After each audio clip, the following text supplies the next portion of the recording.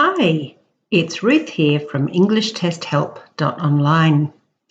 Today we're going to fix a common English problem which is using there is or it is.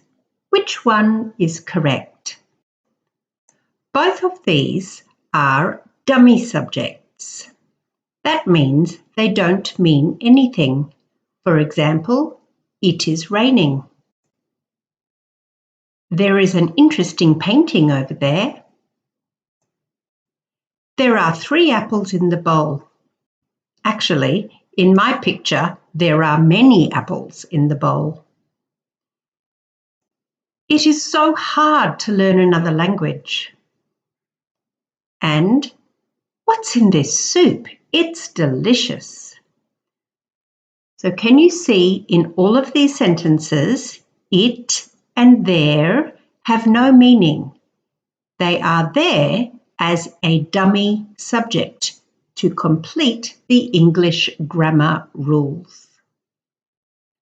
Now let's learn those rules. When we use there as a subject, it follows with a noun.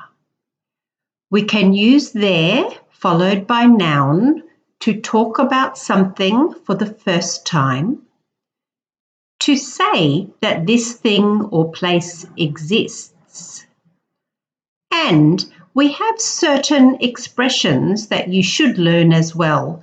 For example, there is no point fixing a broken teapot. Here are some examples. There's a new house being built on our street.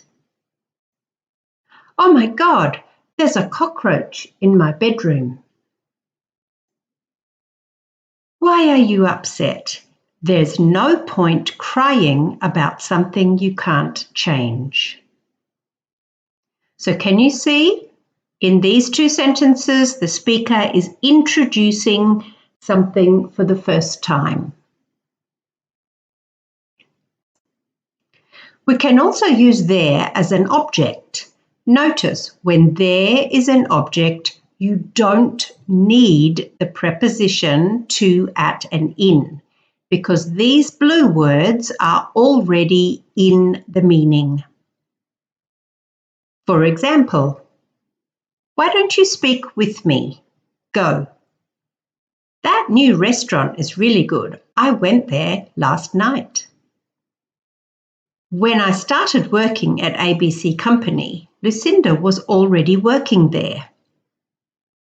So can you see the preposition is not required? What about it? When we use it as a subject, we follow with an adjective or a descriptive noun. We use it as a subject when we refer to something specific. It can be dangerous to travel alone as a woman. And notice after it can be, dangerous is an adjective. Wow, the movie was so moving. It was really emotional. It is referring to a specific movie, and emotional is an adjective. We also use it when we talk about the weather, the time, and distance. Read the examples with me. How far is it to get to Sydney? What day is it today?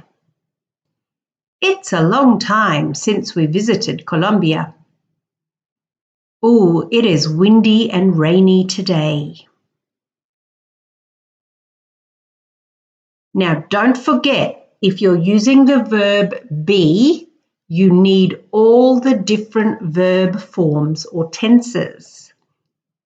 It's noisy near the airport. Present simple is. I've lived here for a long time. It has always been noisy. Present perfect. It has been. It's going to be cold tomorrow, according to the weatherman. It is going to be. Future prediction with evidence from the weatherman. It'll be fantastic when I pass this test.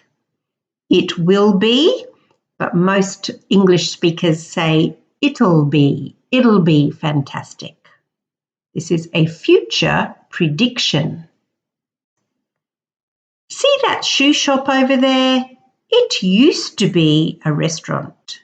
It referring to a specific thing, that particular shoe shop. It used to be. Now we'll keep practicing the same with there. There is so much traffic this morning. Introducing a new topic, there is present simple. There has been a farm on that land for as long as I can remember. Present perfect, there's been, there has been. There's going to be a new teacher starting tomorrow. Future and quite certain there's going to be with some evidence. There might be a delay of the delivery. I'm sorry. There might be. There should be a speed limit on this road. There have been too many accidents. Again, present perfect with plural have been, and there should be, giving your opinion, but introducing a topic and a noun, so we need there. All right, remember the simple rule. Follow there with a noun. Follow it with an adjective. We use there to introduce something or an idea for the first time, and we use it to refer to a specific thing or place or idea, etc. Just listen to me now, see if you can understand. This is a mother and father talking. She doesn't need any more teddy bears. There are too many bears on her bed already. But what about the big yellow one? It is old and dirty. Oh no, she's growing up now. There is no need for a 15-year-old to still have teddy bears. But it's that lovely idea of being connected to your childhood. No, some of them have to go. She can keep 3 as a nice memory. What about the blue one? I gave it to her on her 5th birthday. She can keep that one. Oh, and the monkey. It was handed down from Grandad. That's right, I remember. And the little pink one. Wasn't it from Auntie Susie? Oh, you see how difficult it is to let go? Go back and play the conversation again. Can you see all the uses of there and it, and why the speaker chooses there or it? Let's practice now. What's the answer to the first one? It took 5 hours because we're talking about time and distance. Number 2, what do you think, there or it? There was an accident. Introducing a noun. Did you pass that new Indian restaurant? Is it any good? Referring to something specific, and good is an adjective. Number 4 is talking about time and distance. It. How long does it normally take? I don't know. Apparently, there will be a new highway in 5 years' time. Introducing a noun. Keep practicing. Are these sentences correct or incorrect? Pause the video and read them. Did you pause? Did you try? Let me show you the answers. The first one is wrong. Last summer, it was so hot and there were bushfires. The second, third, and fourth ones are all correct. The next one is wrong. It is a long way, distance. And the last one is wrong. The situation is still the same. There has been no telephone call from the bank. How did you go? I hope you understand there and it much better now. I'm here to help.